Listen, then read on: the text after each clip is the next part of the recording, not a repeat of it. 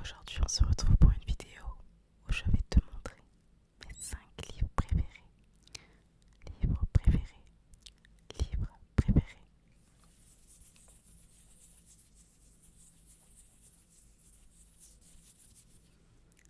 Alors, on va commencer par vraiment mon livre number one. Le livre vraiment, j'ai envie de dire de ma vie, qui est Le Petit Prince.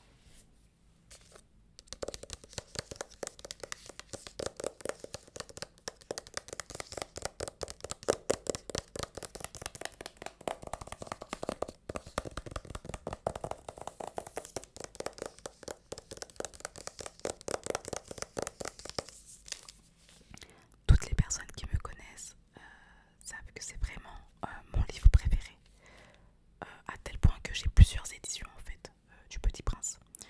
Donc j'ai une édition où c'est un livre animé, où il y a du bruit. Ça c'est une édition que j'avais achetée au Portugal à Porto, qui est juste magnifique. Je trouve qu'il est vraiment très très beau. En plus il a les pages dorées. Je l'avais acheté à la librairie Lelio, qui est l'une des plus belles librairies que j'ai vues jusqu'à aujourd'hui.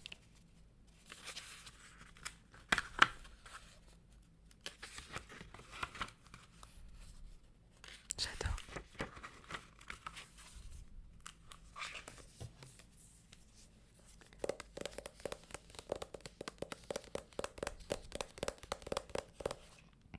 Nous avons tous déjà été le prince héritier d'un royaume appelé enfance.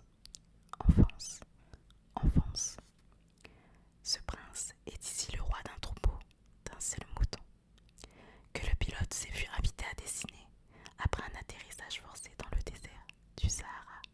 Sahara. Sahara. De là, le petit prince et le pilote volent de planète en planète et ils rencontrent sur chacune un homme seul qui devient ainsi un nouveau citoyen de ce royaume, aussi imaginaire et utopique que nécessaire.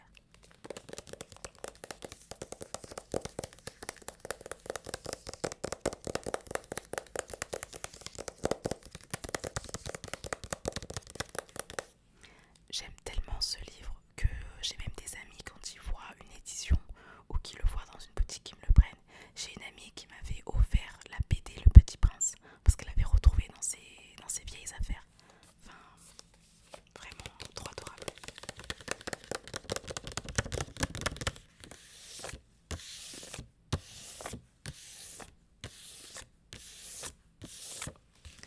Et autant vous dire que mes enfants, parce que j'ai envie d'avoir des enfants, ils vont grandir avec Le Petit Prince. C'est-à-dire que quand je serai enceinte, je leur lirai Le Petit Prince. Quand ils seront nés, je leur lirai Le Petit Prince. La déco, je sais déjà comment ça va être. Enfin, ils n'auront pas le choix, quoi.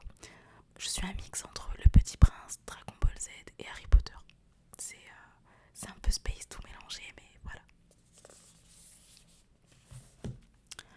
Ensuite, mon deuxième livre phare, qui est vraiment un livre qui m'a bouleversée quand j'étais jeune et qui me bouleverse encore aujourd'hui, c'est un livre de Delphine de Vigan qui s'appelle Nous et moi.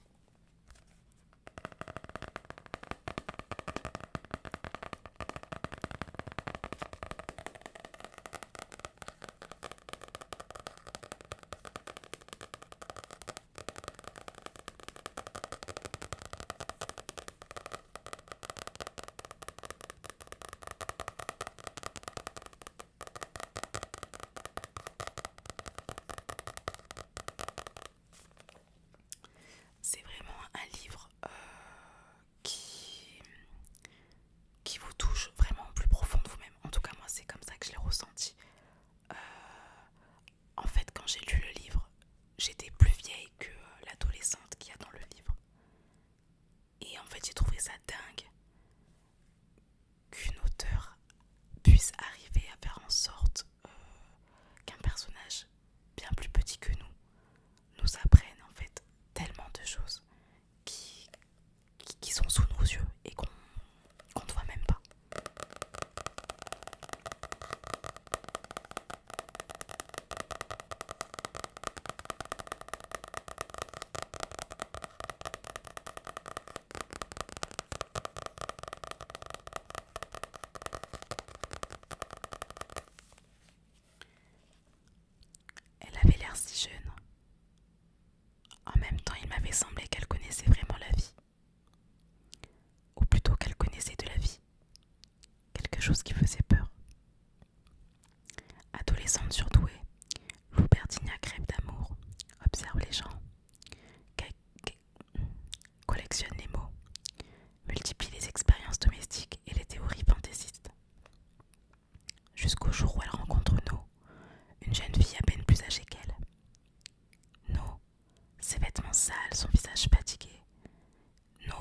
la solitude et l'errance questionnent le monde, le monde, le monde.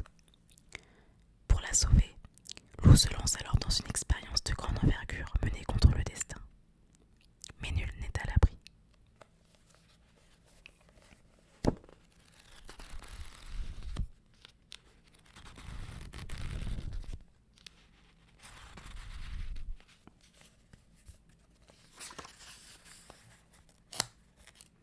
Je vous ai dit, je regardais la mer.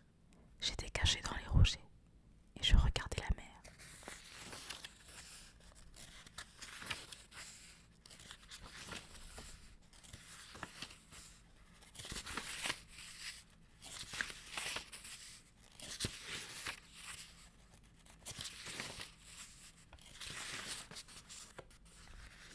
Je commence pas à vous lire une page parce qu'après j'arriverai pas à m'arrêter. Mais vraiment, c'est un livre que je vous conseille.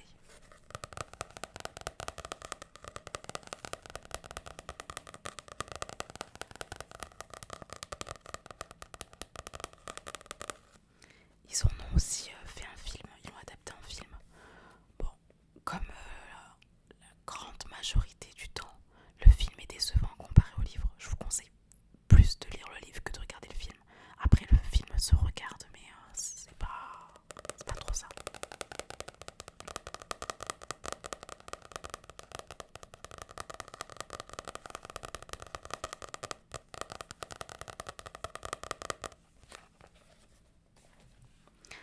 Troisième livre préféré, Dan Frank, La séparation.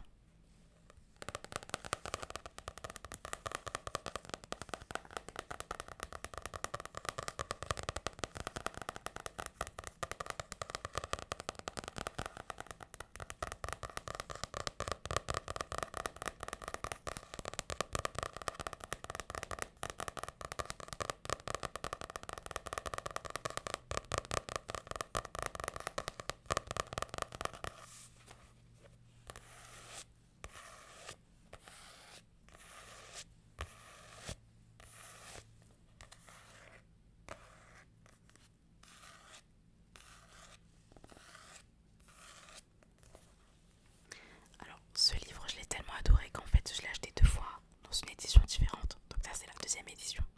Et j'en ai une autre. Parce que je trouvais en fait la couverture super jolie. Et le livre est tellement... En fait, il est vraiment très bien écrit. Il est vraiment très très bien écrit. En soi, c'est pas une histoire de fou. Parce que c'est une histoire de séparation. C'est un couple qui se sépare. Mais c'est écrit tellement de façon... je sais pas, c'est vraiment très très bien écrit. Alors, un homme, une femme, l'approche insidieuse d'une rupture. Le narrateur note les petits riens, la tendresse qui s'émousse, le désir de liberté qui s'affirme, les silences plus lourds que le plomb, qui annoncent l'amour des faits.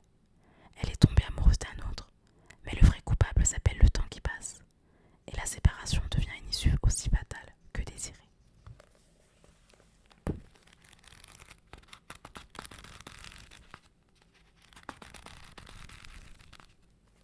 C'est vraiment ça en fait, c'est tellement bien écrit qu'on ressent vraiment en fait le temps qui sépare le couple de façon insidieuse et la séparation qui devient en fait inévitable.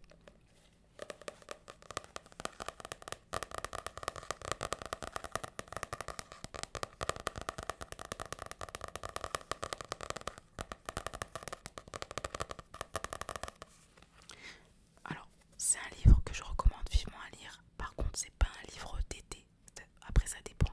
Mais moi, l'été, j'aime bien lire des livres un peu d'amour ou d'enquête, où je vais être à fond dedans, etc. Ça, c'est plus un livre que vous lisez voilà, au cours de l'année. Moi, je vais pas le relire maintenant parce que je sors à peine d'une séparation et c'est encore très douloureux. Mais je sais que je serai amenée à le relire. Ensuite, il y a le livre sur Joël Dicker.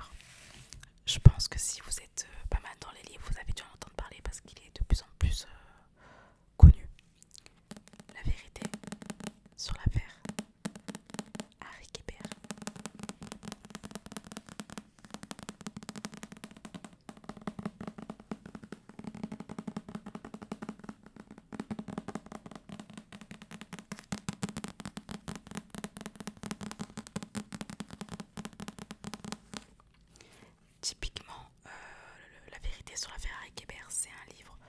que j'ai mangé littéralement il y a 2 ans tout l'été. Ça a été mon livre d'été. Je me suis plongée dedans, mais de toute façon je pense que vous voyez, vu comme il est abîmé, je l'ai lu, relu, relu. Quand je sortais de la piscine, de la mer, enfin bref, il en a vu des vertes et des pas mûres. Mais j'adore vraiment ce livre. En fait, si vous aimez les livres d'enquête, de thriller, et où vous avez aussi une mise en abîme, vous allez adorer.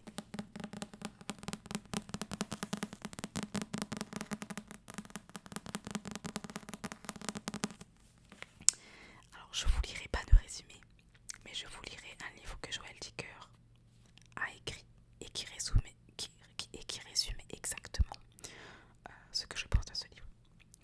Un bon livre, Marcus, est un livre qu'on regrette d'avoir terminé.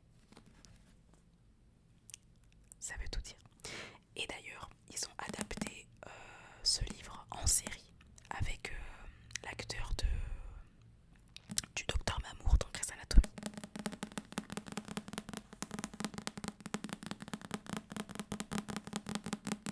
Alors encore une fois, c'est moins bien que le livre, mais ça se regarde.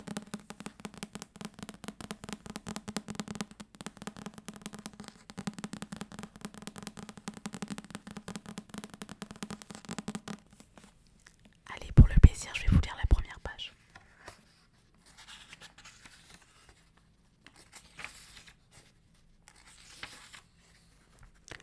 Le jour de la disparition. Centrale de la police, quelle est votre urgence? Allô? Mon nom est Deborah Cooper. J'habite à Side Creek Lane. Je crois que je viens de voir une jeune fille poursuivie par un homme dans la forêt. Que s'est-il passé exactement? Je ne sais pas. J'étais à la fenêtre. Je regardais en direction des bois et là, j'ai vu cette jeune fille qui courait entre les arbres.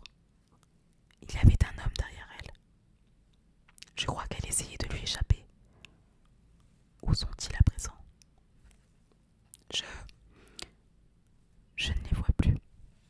Ils sont dans la forêt. Je vous envoie immédiatement une patrouille, madame. C'est par cet appel que débuta le fait divers qui secoua la ville d'Aurora, dans le New Hampshire. Hampshire.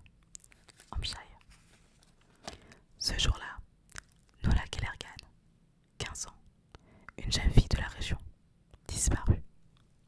On ne retrouvera plus jamais sa trace. Foncez le lire, sans vouloir vous influencer. Dernier top 5.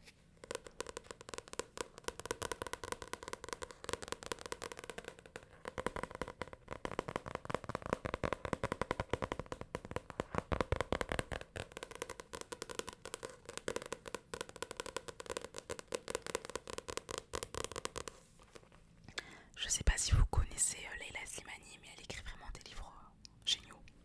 Vraiment une très très très belle auteure. Et en fait, j'avais même pas lu le résumé du livre, j'avais juste regardé la première couverture et j'avais adoré. Je trouvais ça vraiment, je trouvais ça très poétique en fait, avec le titre Chanson douce qui forcément rappelle notre enfance à la chanson Une chanson douce et qui, une fois que vous aurez lu le livre, vous comprendrez aussi un peu mieux.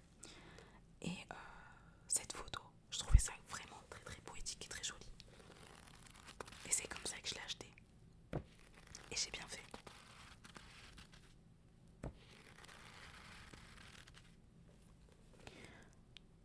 Louise, quelle chance vous avez d'être tombée sur elle. Elle a été comme une seconde mère pour mes garçons. Ça a été un vrai crève-cœur quand nous avons dû nous en séparer. Pour tout vous dire, à l'époque, j'ai même songé à faire un 3e enfant pour pouvoir la garder.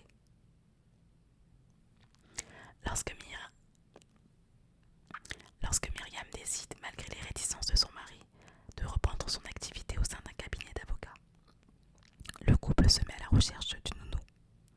Après un casting sévère, ils engagent Louise et sont conquis par son aisance avec Mila et Adam et par le soin bientôt indispensable qu'elle apporte à leur foyer, laissant progressivement s'installer le piège de la dépendance mutuelle.